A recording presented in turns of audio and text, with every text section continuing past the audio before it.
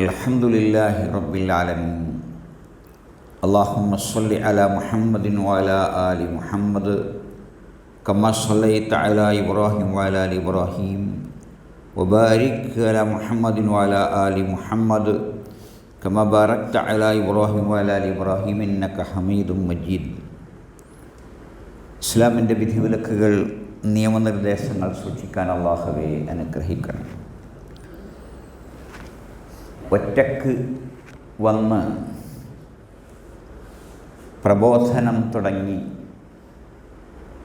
ജനങ്ങളുടെ മുഴുവൻ മനസ്സുകളിലേക്ക് ഇസ്ലാമിനെ എത്തിച്ച നബിമാർ, അവരുടെ കൈവശം സംഘടനയോ സംവിധാനമോ വാർത്താവിനിമയ മാർഗങ്ങളോ ഒന്നും ഉണ്ടായിരുന്നില്ല. എന്നിട്ടും ലോകം മുഴുവൻ ഇസ്ലാം പരന്നു. നന്മ പരത്തിയ നബിമാരും തിന്മ പരത്തിയ പുരോഹിതന്മാരും. അള്ളാഹുവിൻ്റെ ഖുർആൻ ഇറങ്ങിയപ്പോൾ ആ ഖുർആൻ മാരണമാണ്, അത് അവൻ്റേതാണ് ഇവൻ്റേതാണ് എന്നൊക്കെ ആളുകൾ പറഞ്ഞു. ഓരോന്നോരോന്നും മറുപടികൾ നൽകി നബി സല്ലല്ലാഹു അലൈഹി വസല്ലമയുടെ അനുയായികൾ വർദ്ധിച്ചു വന്നു. എതിരാളികൾ കുറഞ്ഞു വന്നു.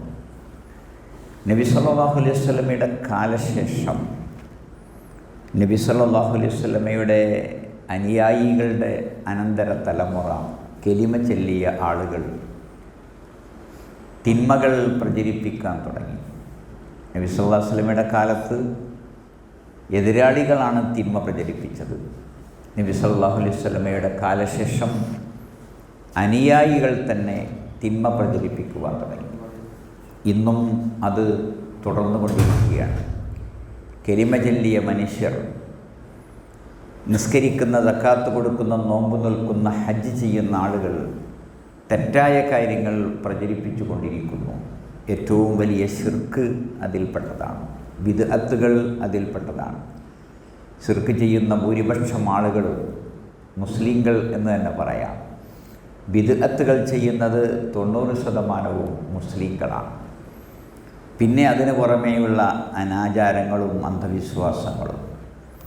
നബി സല്ലല്ലാഹു അലൈഹി വസല്ലമയുടെ ജീവിതത്തെ കുറച്ച് സ്വീകരിക്കുകയും കുറച്ചൊക്കെ തള്ളുകയും ചെയ്യുന്ന പ്രവണത, നബി സല്ലല്ലാഹു അലൈഹി വസല്ലമയുടെ വചനങ്ങളെ, പ്രവൃത്തികളെ അംഗീകരിക്കാൻ മടി കാണിക്കുന്ന ബുദ്ധി,